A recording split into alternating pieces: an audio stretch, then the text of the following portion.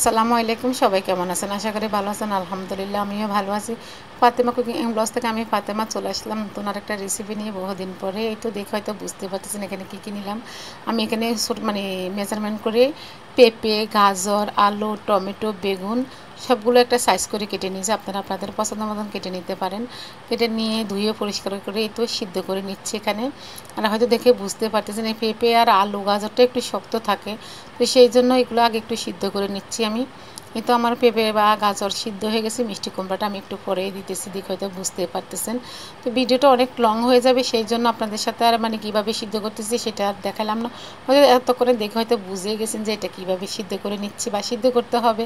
সেটা হয়তো আমরা অনেকে জানি, হয়তো রান্নার মানে রেসিপিটা হয়তো আমরা অনেক রকম করে করি, তো এই জন্য রেসিপিটা দেখানো। আর সিদ্ধটা একটু মানে কেটে দিয়েছি। আর এই তো দেখেন এখানে আমি লাস্টে আপনাদের সাথে পটলটা দেখাইতে ভুলে গিয়েছিলাম। পটল দিচ্ছি এখানে। আমি যেই সবজিগুলো দিচ্ছি সেগুলো দিয়ে যে রেসিপিটা করতে হবে তা না, আপনারা চাইলে আপনাদের পছন্দ মতো রেসিপিটা দিতে পারেন। আর আমি অনেক দিন পরে ভিডিও ছাড়ছে, মানে আজকে দিব, কিন্তু অনেক অসুস্থ ছিলাম আমি, এই জন্য ভিডিওটা দিতে পারি নাই। সেজন্য সবাই ক্ষমা সুন্দর দৃষ্টিতে দেখবেন। আর আমার জন্য সবাই একটু দোয়া করবেন, আল্লাহ পাক যেন আমাকে একটু তাড়াতাড়ি সুস্থ করে দেয়। আমি কিন্তু যখন ভিডিও ভয়েস আবার দিচ্ছি তখনও কিন্তু আমি অনেক অসুস্থ। যাই হোক, কিন্তু আমার সবজিগুলো সিদ্ধ হয়ে গেছে। এখন আমি মানে এটাকে রান্না করব। তো আপনারা চাইলে কিন্তু আমি তো আগে সিদ্ধ করে নিছি। আপনারা চাইলে কিন্তু আমি যে মানে ওখানে মশলা দিয়ে রান্না করে নিতে পারেন। এই তো দেখেন এখানে আমি পরিমাণ মতন তেল দিয়ে দিয়েছি। দিয়ে এখানে 2টা পেঁয়াজ বড় সাইজের কেটে নিলাম। আর এই তো পেঁয়াজটা এখন মানে রান্নার উপযুক্ত করে ভেজে নেব, হালকা ভেজে নেব আর কি। যেভাবে আমরা তরকারিটা রান্না করি সেভাবে সেই অনুযায়ী পেঁয়াজটা ভেজে নেব। এ তো দেখে হয়তো বুঝতে পারতেছেন। আর এটা মানে পোলাও, রুটি কিংবা সাদা ভাত, হয়তো বা লুচি, আপনার যেটার সাথে খান না কেন, পরোটা যেটার সাথে খান না কেন, এই রেসিপিটা অনেক মজা। এটা একটা ভাইরাল রেসিপি। তো এই তো এখানে দেখে হয়তো বুঝতেছেন আমার পেঁয়াজটা হালকা ভাজা হয়ে গিয়েছে। এখানে আমি প্রায় 2.5 টেবিল চামচের মতন রসুন বাটা দিছি। আমি একটু রসুন বাটা বেশি খাই, আপনারা আপনাদের পছন্দ অনুযায়ী রসুন বাটা দিতে পারেন, কম বেশি করে, এখানে কোনো সমস্যা নাই। এই তো 1/2 টেবিল চামচ দিয়ে দিলাম এখানে জিরে গুঁড়ো, দিয়ে দিব 1/2 টেবিল চামচ ধনিয়া গুঁড়ো, 1/2 টেবিল চামচ করে এখানে দিবেন। আপনারা সবজি অনুযায়ী আপনারা ওই হিসাবে দিবেন। এ তো এখানে দিয়ে দিলাম ধনিয়া এবং জিরা দিয়ে দিলাম। এ তো দিয়ে দিলাম এখানে সামান্য মানে 1/2 টেবিল চামচের থেকেও কম হলুদের গুঁড়া, 1/2 টেবিল চামচ দিয়ে দিলাম মরিচের গুঁড়া। মরিচের গুঁড়োটা একটু বেশি দিলাম। আর লবণটা এখানে স্বাদ মতন আপনাদের পছন্দ মানে পরিমাণ মতন লবণটা দিয়ে দিবেন। দিয়ে তো দেখে হয়তো বুঝতেছেন আমি এখন ভালো করে এগুলোকে কষিয়ে নেব। একটু ভালো করে মশলাটা তেলের সাথে মিশিয়ে নেব। পেঁয়াজ, মশলা, তেল একসাথে ভালো করে মিশিয়ে নেব। চুলার আঁচটা তখন একটু কমে রাখবেন, না হলে কিন্তু মশলাটা পুড়ে যাবে।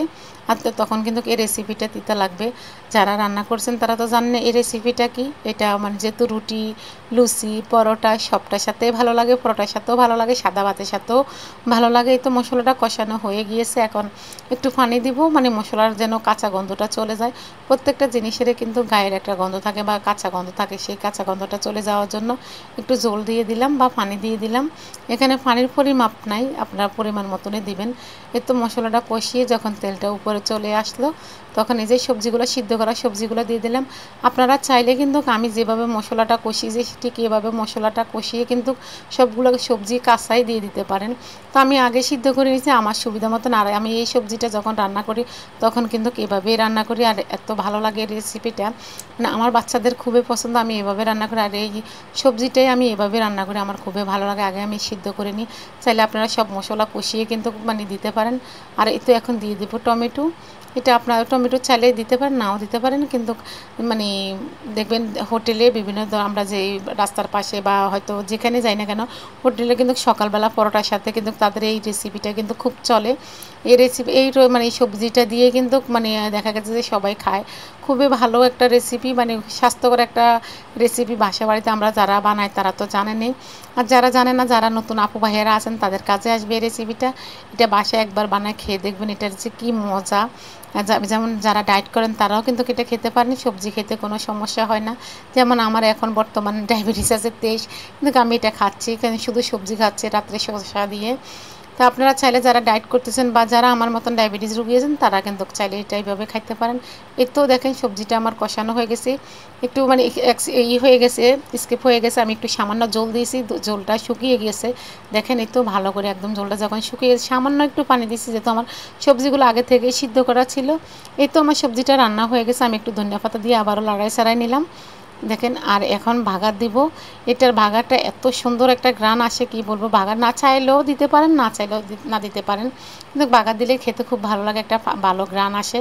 আর এখানে চাইলে আপনারা রসুন দিতে পারেন, আমি পেঁয়াজ দিয়েছি। আমার রসুনের মানে এটা ফ্লেভারটা আমার কাছে ভালো লাগে না বা আমার বাচ্চারাও পছন্দ করে না, সেই জন্য আমি কিন্তু পেঁয়াজ দিয়ে করে, আপনারা চাইলে রসুন দিয়ে করে নিতে পারেন। আর অবশ্যই শুকনো মরিচ দিবেন, এটার সাথে শুকনো মরিচ তো খুবই ভালো লাগে খেতে। তো হালকা মানে বাদামি কালার হয়ে গেছে, এখন সবজিটা দিয়ে দেবো এখানে, দিয়ে ভালো করে নেড়ে ছেড়ে নেব। সবগুলো সবজি আমি এখানে দিয়ে দিচ্ছি একসাথে। চাইলে আপনারা বাগারটা কিন্তু যে পাতিলে রান্না করছেন ওখানেও রাখতে পারেন, আমি যেহেতু এখানে রাখবো সেই জন্য এই পাতিলে রেখে দিছি। আর এই তো দেখেন, দেখে হয়তো মনে আমি যখন বয়স দিচ্ছি কিন্তু তখন আমার খুবই লোভ লাগতেছে খাওয়ার জন্য। মানে এত মজা হয় এই সবজিটা এভাবে রান্না করলে। বাসায় একবার বানায় খেয়ে দেখবেন কেমন হয়েছে, অবশ্যই সেটা কমেন্ট বক্সে কমেন্ট করে জানাবেন। আর এই তো দেখেন আমার রান্নাটা হয়ে গেছে। যদি আমার রেসিপিটা ভালো লাগে অবশ্যই একটা লাইক দিবেন, যদি বেশি ভালো লাগে ফ্যামিলি এবং ফ্রেন্ডসের মাধ্যমে শেয়ার করে দেবেন। আজ এ পর্যন্ত সবাই ভালো থাকেন, আল্লাহ হাফেজ, আসসালামু আলাইকুম।